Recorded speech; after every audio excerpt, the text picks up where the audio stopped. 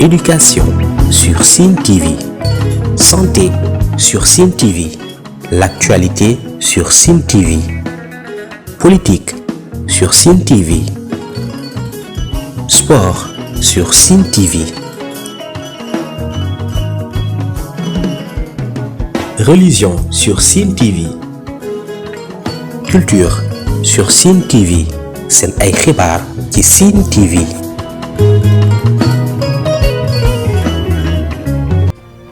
sama mbokk waa Fatick mbokk waa Sénégal ñi nga xam ne fi ñu daje tey muy fii nga xam ne ñoo ko bokk walaay mënuñu koo xaajoo walaay kenn du dem bàyyi fi sa morom kon nañ fexe rafetal ko waaye li ñu fi dund tey dund ko fi démb man de rafetluwuma te dinaa leen wax lu tax ndaxte ñun dañoo doon ay doomi njaanjaay juddoo fi ñu war a juddoo yaroo fi ñu war a yaroo xalaat ne ñun fii lañ bëgg a bokk muy parti bi ñuy wax Pastef te Ousmane Sonko jiite ko ñu ne fa Ousmane Sonko am lu muy jànkonteel ñu xalaat ne ko xam ne yaa ngi ànd ak moom buy jànkonteel dara loola dalaa war a ñor ñu jóg ñun gone yi njaay jële ko ci suñuy xel def ko ci suñuy xol bëggoon koo jëf dem nag ca ña nga xam ne ñoom lañ bokkal Fatick ñu leen di wax section communale bu Pastef ñu dem waxi leen ko ñu ànd caag ñoom ñu ànd caag ñun ñu taxawal ko ba waroon koo mottali tey muy meeting bi ñu fi waroon def le 25 février 2023 waaye de comme ni ma leen ko waxee ca départ dafa am ñuy bàyyi ba guddi ñu dem yàq tribune ya te ña ko def pourtant defewuñ ko seeni sago waaye xëy na xel mu gàtt ak ñàkk mi nga xam ne mën naa def loolu nit lu ne xëy na moo leen ca dugal parce que ña leen ko def loo ñun de dañoo dégg na dañ leen a fay waaye li ma ci gën a naqari mooy mbokk moo ko def ma koy ñaan ba mu duggee ci néegam xam naa ne am na benn mbir mu doon wax ak moom te loolu tubaab di ko wooye le tribunal de la conscience wax na ko ne yow la nga def rafetul la nga def baaxut te la ca gën a metti mooy da koo def ci alalu jàmbur ñun ñoo luye woon mbir ma de mais moomuñu ko te ko moom mbokkam la dëkkandoom la te da ci daan dooleem te xam na ko kon bu yeblee ñu dem di ko yàq def na lu ñaaw te xam naa ne mënatu koo dabu ma koy ñaan mu jéggalu ko boromam bu ko jéggaloo yàlla na ko yàlla jéggal waaye bu ko jéggalee it na fa jaare lépp loo xam ne jagut jekkut ñu moytu ko ci suñu biir dëkk bi li ko dale ci man mi nag ba ca ka ci gën a ndaw ci réew mi fexeel jubal waay ndaxte dafa am benn bindkat boo xam ne loolu dafay tax ma def transition boo xam ne nasaraan lañ ko mën a tudde parce que asiatique la dafa am lu mu waxoon nee na pour gouverner un pays on n'a pas besoin de la peine de mort nee na sois juste et ton peuple le sera mais ñun li ñu constaté tey Sénégal mooy ki nga xam ne dafa bokk ak ñun dëkk bi te doon déclaré ne moo Fatick kat titre foncier am la moom de mu nekkee titre foncier mi tamit jiwu leen lu baax de ndaxte Fatick lu jag defee newut waaw du tali du dispensaire bu baax du hôpital bu classé du noppalukaay li ci gën a garaaw nag mooy ndaw ñi fi nekk ñëpp li ñu am mooy Jakarta te Jakarta nag dama leen di fàttali de capitalu dëkk la Indonésie mooy capital ba dañ fay liggéeyee moto bi rek ñooñu dem ba seen moto boobu populaire loo seen dëkk ndax liggéey bu mucc ayib bañ ko liggéey waaye ñun amoon nañ fi ISEN si waaye sàggane nañ ko ba mu dee ndax lan ay nit ñoo xam ne dañoo defe ne luñ jot seen poos la jekk ma leen di woo nag ci loolu xam ne moo tax ngeen def ñu lii ngeen ñu def. kon ñu ngi leen di nuyu bu baax mbokk yi di sant yàlla bu baax nag bi ñu mënee am idée organiser meeting fii ci Fatick meeting bu Pastef di ci dox di ci wax ba yegg si ba fii kon ñun war nañu sant yàlla te li taxoon ñu bëgg a tenir meeting fii ci Ndiaye ci Fatick dañu bëggoon a apporter suñu soutien au président Ousmane Sonko ci injustice bi ñu koy teg depuis boobu léegi acharnement bi ñuy def ci kawam te teguñu ko fenn ndax doomu Sénégal mais aussi ñu montrer aux autres que Fatick n'est le titre foncier de personne ñun xajuñu ci poche kenn quartier bi ñuy wax Ndiaye ku xam Fatick xam nga ko c'est un quartier traditionnel te ñun ñu fi dëkk nous sommes d'abord enracinés avant de nous ouvrir au monde dañu gëm suñu bopp téye suñu aada ak suñu cosaan doog a ubbeeku ci àdduna bi nous sommes fidèles en compagnonnage oui mais nous savons prendre nos responsabilités à tout moment et en toutes circonstances loolu moo tax ñuy wax ne nous avons fermé une page ouverte en 2012 pour en ouvrir une autre avec le président Ousmane Sonko am na ku ma toogaloon la première dame actuelle à la veille de la présidentielle de 2012 ma ne ko dinañ ànd ak yow liggéey ba yóbbu la palais installé la foofu ñibbisi c'est ce qu'on avait fait loolu laay wax Ousmane Sonko tey on va se battre à ses côtés ba yóbbu ko palais installé ko foofu daal di ñibbisi incha allah rabi mbokk yi jot na te 2024 dafa nekk un tournant décisif ci dundu Sénégal parce que nag mënuñoo am richesse bi ñu am ba pare ñu continuer ne bokk dëkk ci réew yi gën a ndóol ci àdduna bi ce n'est pas normal kenn duñu ko teg nag lu dul ñun ay doomam moo tax ku nekk si ñun war a jël ay responsabilités ñu fexe ba li nga xamante ne moom la ñu moom ñu jël ko ñu jël suñu réew téyel ko suñu bopp mun koo liggéey la responsabilité de la jeunesse est engagée am na ku ko wax fii léegi suñu suuf si ñu ngi koy commencé nangu fii ci Ndiaye te loolu kenn mënu ko woon xalaat gis nga bu ngeen seetaanee ba ñuy toogaat fi 1 an de plus mais da ngay toog ci sa biir kër ñu ñëw brandir la un titre foncier ne la génnal kër gi 6 mois laa la may parce que dama koy toj donc loolu war nañ ko bañal suñu bopp mbokk yi il est temps il est plus que temps en fait jot na quoi te luñ ci yokk rek day ëpp loolu moo tax ñu leen di woo di wax ni tere nañu meeting bi tey bu leen dee dinañ déposé waat beneen pour le 4 incha allah tout en espérant que duñu ko aaye ñu def suñu meeting wax li ñu war a wax ndax doomu Fatick lañu comme ñëpp je vous remercie. asalaamaaleykum wa rahmatullah mbokki Fatick mbokki Sénégal ñi ñuy déglu yëpp ci vidéo bi ñu ngi ñëw tey di wax ak sénégalais yi di wax ak Fatickois yi ci jaay doole bi nga xam ne bi moom la régime bi fi nekk di teg askan bi et particulièrement Pastef ak bunduxataal suñu leader Ousmane Sonko loolu moo waroon tey Fatick ñu waroon fi organiser benn meeting boo xam ne bi tey jaay doole bi ci kaw suñ kaw lañ ko teg muy aaye interdire meeting bi loo xam ne interdiction war nañ ko jot 48 heures avant tey lañ ko jot te meeting bi biñ ko en l'intervalle de moins de 20 jours la ko waa quartier Niandiaye suñu cellules yi fi nekk nas ñëw wax ñu ko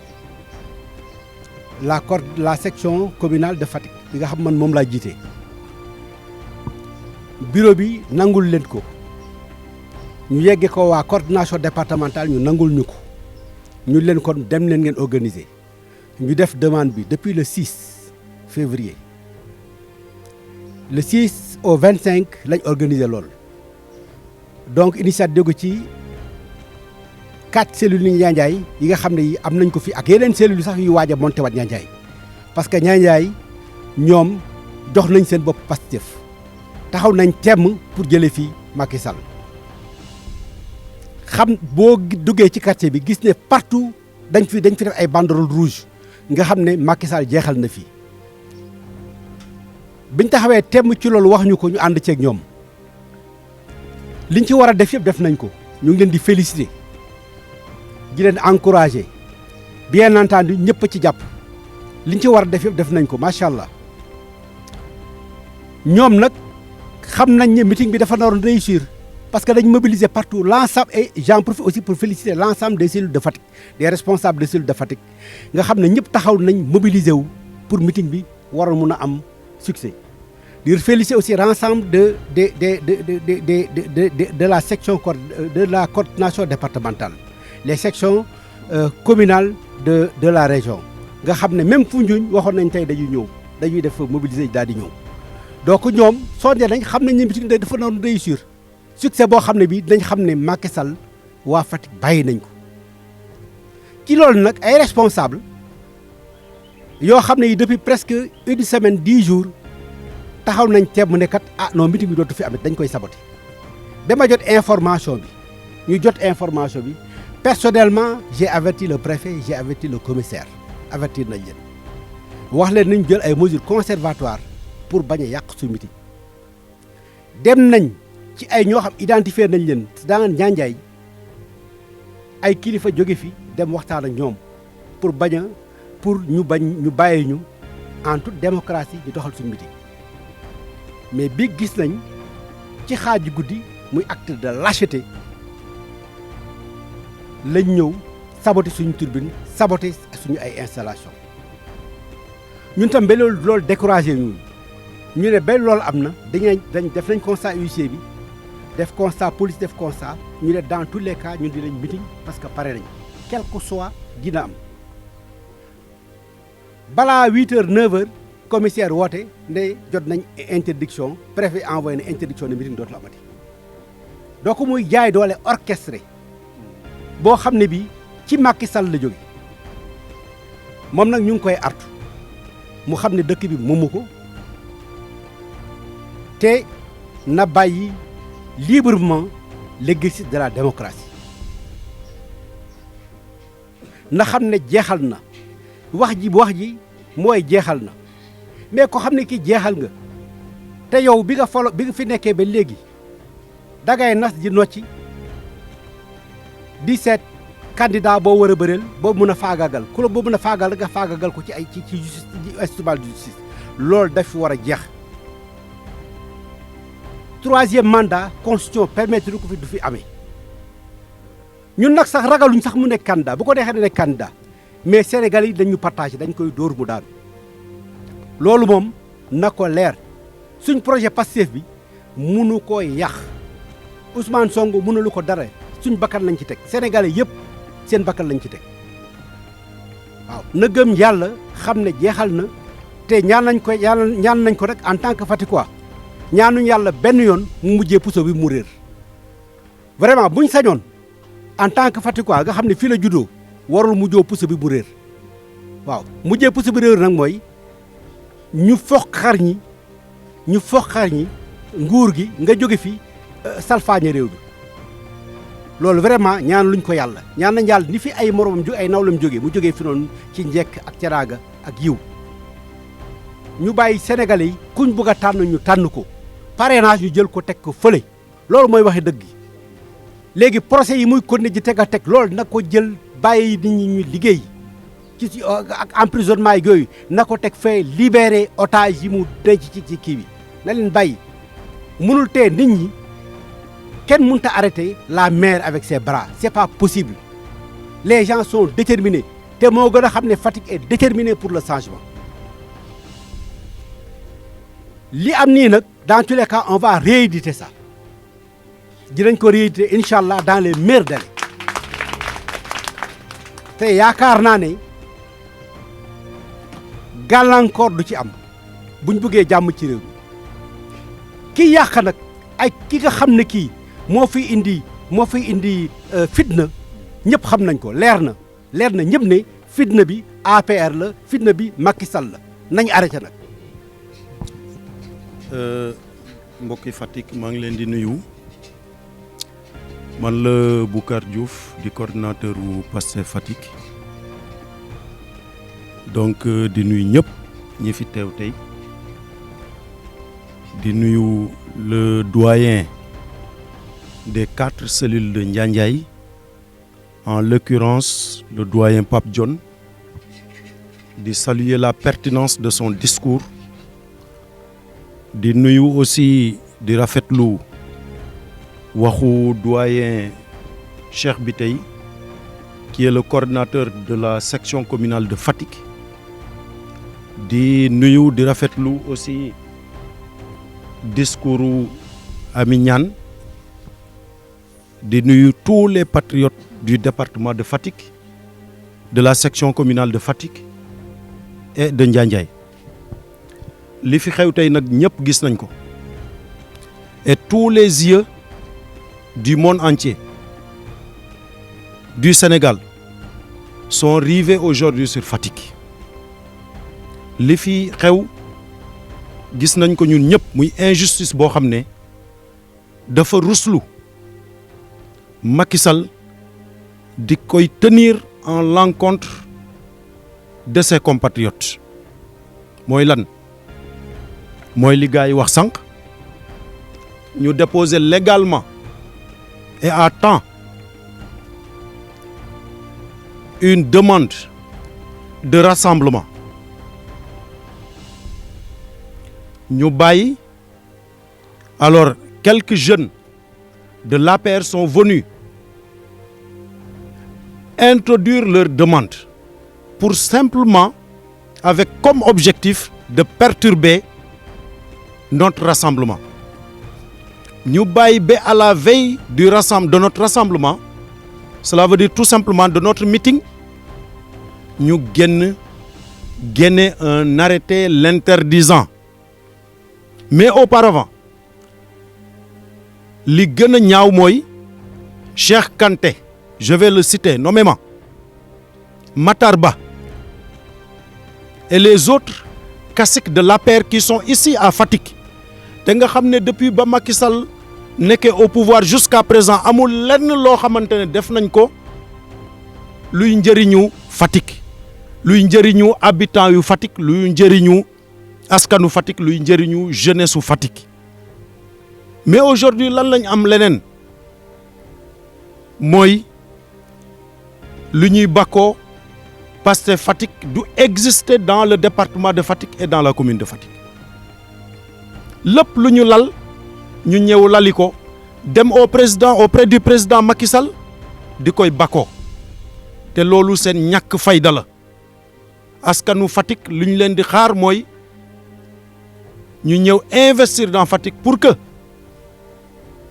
ku dëkk Ndofane Latir dans la commune de Mbelaka Diaw mën faa jóge di liggéey ci Fatick di wàcc di jëriñ njabootam. Ku dëkk Diouroup mën a jóge Diouroup di ñëw di liggéey di wàcc di jëriñ njabootam, ainsi de suite ainsi de suite. Du lii lañ leen xaaree muy loo xamante nag lu ñaaw la. Mais nous Pastef Fatick on ne va pas se laisser faire parce que ñoom xam nañu tey bu ñu bëggoon histoire dañuy génnee suñu jeune parce que en réalité ñun ñoo leen ëpp jeune dañuy génnee suñu jeune ñu ñëw jàkkaarloog ñoom. Mais nous sommes des adeptes de la légalité. On a introduit une demande de rassemblement, en ces termes une demande de meeting. Le sous-préfet, le préfet l'a interdit. Dañu conformer wu à son interdiction bàyyi ko. Mais n'empêche qu'on va réintroduire une demande de rassemblement. Mais ce qui est plus lâche et plus ignoble de leur part, ce qui montre qu'ils sont des faibles, mooy ñu bàyyi ba guddi au moment où les gens étaient dans les bras de Morphée ñu yónni seen gos ñu ñëw saccager tout ce qui était chaises et tribunes. C'est à dénoncer et que Macky Sall nous a ramenés dans les années 1960.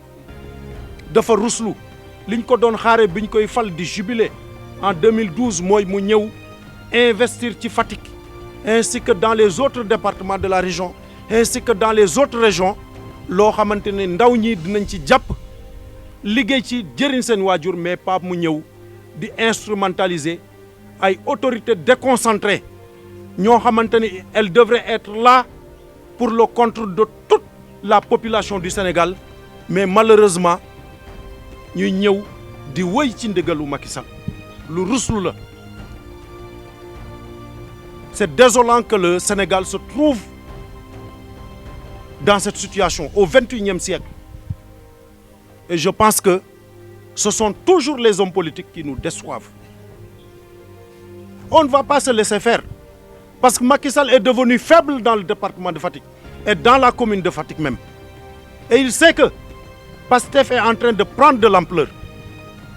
Et que les jeunes sont avec PASTEF. Les adultes sont avec PASTEF. Les personnes âgées sont avec PASTEF. Tous les 3 âges sont avec PASTEF. Les femmes sont avec PASTEF. Pour maintenant faire face, amul benen issue, amul benen solution. Solution bi mu am moy mu jafandu ci autorité déconcentrée yi. Ñëpp xam nañ ne le préfet a subi des pressions venant du haut de l'État. Parce qu'interdire un rassemblement sous des prétextes fallacieux, le jour J même, tey le samedi, nga génne un arrêté. C'est honteux de la part de cette autorité déconcentrée. Et nous le dénonçons. Et qu'ils se le tiennent pour dire. Ça va les rattraper. Ça va les rattraper. Et personne, comme le coordinateur vient de le dire, personne ne peut arrêter la main avec ses bras. Le président Ousmane Sonko est devenu un individu aimé par tout le monde. Par tout le monde. Il est devenu un individu aimé par tout le monde. Et que vous ne pouvez pas l'arrêter, vous vous fatiguez, mes chers. Vous vous fatiguez. Et le temps venu, vous serez au courant que vous vous fatiguiez. Nous allons, dans les moments à venir, réintroduire une demande de rassemblement. Et on va attendre votre réaction. Sachez-le, c'est honteux pour le département de Fatick. Et j'en appelle à la responsabilité des populations de Fatick. Si Cheikh Kanté instrumentalise une jeunesse, malheureusement, qui a un avenir, mais elle n'est pas consciente de son avenir. Si Matar Ba instrumentalise cette jeunesse, si Macky Sall, du haut du palais, on l'a élu pour travailler pour le Sénégal, mais pas pour comploter, pour barrer la route à des adversaires politiques. C'est honteux, Macky Sall. Vous m'entendez? C'est honteux de votre part. C'est honteux ce que vous faites depuis 2012 jusqu'à présent. Depuis qu'on vous a élu, on vous a élu pour travailler pour les Sénégalais, pour lutter contre la pauvreté, ou la réduire, pour réduire la souffrance de nos parents qui sont dans la campagne, pour réduire la souffrance de ces étudiants, pour réduire la souffrance de ces cultivateurs, pour réduire la souffrance de ces braves travailleurs qui sont dans les administrations. Au lieu de faire ça, Macky Sall, tu complotes, vous complotez, je le dis, contre vos adversaires politiques. Vous n'avez qu'un seul agenda, celui d'empêcher vos adversaires politiques d'être candidats à une quelconque élection. C'est honteux de votre part. Vous n'avez pas hérité des valeurs de ce brave royaume du Sine, là où je suis aujourd'hui. C'est le 13 mai, je le rappelle, le 13 mai 1859, que le Boumi, Salmon Faye avait battu Pinède Laprade et Faidherbe.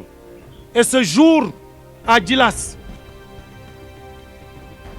et une semaine après, ici à Logandem, dans le Fatick, Pinède Laprade a dit que ces gens, on les tue, mais on ne les déshonore pas.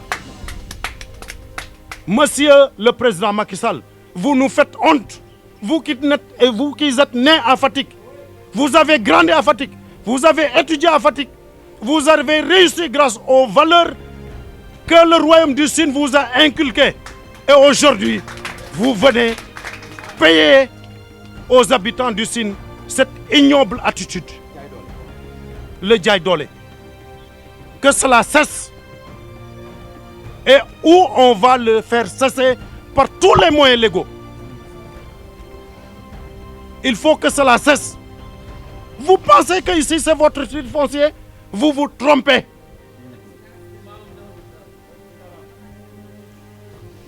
Le Sine a été toujours ouvert. Toujours ouvert. Nous sommes une zone de confluence de toutes les ethnies. Qu'on soit Diola, qu'on soit Peul, qu'on soit Socé, qu'on soit Ndiago, qu'on soit toute autre ethnie, le Sine a été une zone de confiance. Qu'on soit musulman, qu'on soit chrétien, qu'on soit animiste. Il faut accepter cela. Laissez les gens concourir en toute démocratie.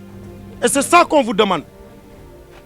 Le temps ne me le permet pas, mais j'allais vous raconter une histoire qui allait vous permettre de retrouver la raison, Monsieur le Président.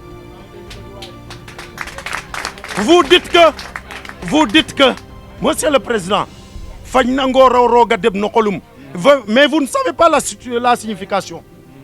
Ngor était un brave homme, qui était un baran. Il était arrivé dans un village où il a logé, il avait beaucoup de vaches, il cultivait avec un bon rendement. Mais le chef de village, ne croyant pas en Dieu, l'a chassé. Il atterrit dans un autre village, qu'il a adopté, qu'il a accepté, le chef de village. Ngor cultiva avec un très bon rendement. Son troupeau se multiplia. Et dans un grand rendez-vous qu'on appelle le Khoy, Ngor arriva au Khoy. L'autre chef de village qu'il avait chassé entra dans le Khoy, prenant le khej qu'on appelle la flèche empoisonnée ou le salma. Il parla. Ngor lui répondra. Il lui répondra en demandant au griot de battre les tam-tam. Fagn ngoro roga deb no kolum o fagn tawachacha. Le chef de village l'a chassé de son village, mais il a atterri dans un autre village et il a multiplié ses avoirs par 2. Monsieur le Président Macky Sall, veuillez retrouver la raison. Sachez que le président Ousmane Sonko, il est loin de nous. Il habite Casamance. Mais ce que le Sérère dit, yok ndof refo wo Monsieur le Président Macky Sall. Ndof yok ke fudum fut nok ki na yoka. Vous habitez le département de Fatick, mais vous nous servez de rien du tout, Monsieur le Président. Retrouvez la raison. Merci, je vous remercie. Éducation sur Sine TV. Santé sur Sine TV. L'actualité sur Sine TV. Politique sur Sine TV. Sport sur Sine TV. Religion sur Sine TV. Culture sur Sine TV. C'est un xibaar ci Sine TV.